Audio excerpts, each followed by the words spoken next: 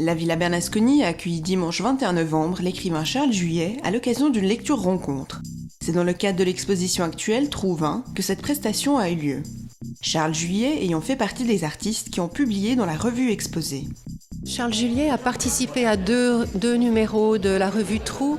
Il a été invité pour le numéro 2 avec Bram Van Velde. Donc c'était un texte, une discussion qu'il a eue puisqu'il a suivi le travail de Bram Van Velde, ce peintre vivant à Carouge qui est devenu célèbre mais tardivement. Et il a beaucoup écrit sur son travail et il a publié donc dans la revue numéro 2 de Trou un texte sur Bram Van Velde. Et de même, dans la revue numéro 19, il a publié aussi un texte très beau qui décrit le travail de Fabienne Verdier, cet artiste qui a vécu très longtemps en Chine et qui a appris la calligraphie chinoise. L'objectif de ces rencontres avec des écrivains, c'est de montrer toute la variété des artistes qui ont été invités, puisque les écrivains sont aussi des artistes à leur manière, toutes les personnalités qui ont été invitées à publier dans la revue, puisqu'il y a eu à la fois des plasticiens, mais aussi des compositeurs, des architectes et des écrivains. C'est une manière de montrer la richesse de cette palette et de mettre en valeur l'exception de cette revue, puisque c'est assez rare qu'une revue puisse donner la parole à des gens aussi, avec des disciplines aussi variées et des expériences aussi différentes les unes des autres. Tu étais en friche, ne savais où aller, quelle direction prendre. Tu te harcelais, mais rien ne se déclenchait. Un lourd ennui te plombait le visage. Et ce qui rongeait en toi ne te laissait aucun répit. Ce sont quelques textes qui sont évidemment assez significatifs de mon travail.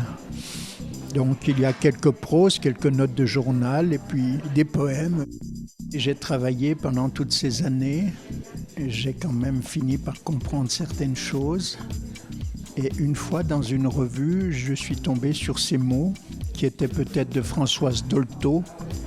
Que fait-on de ce qu'on sait ?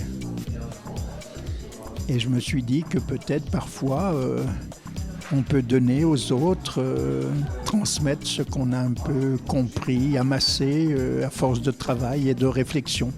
C'est pour ça que parfois je vais dans des lycées aussi pour parler à des jeunes qui souvent sont assez perdus parce que je ne sais pas ce qui se passe en Suisse, mais parfois dans des grandes villes en France, les parents sont tellement occupés, encombrés, ils ne parlent plus à leurs enfants.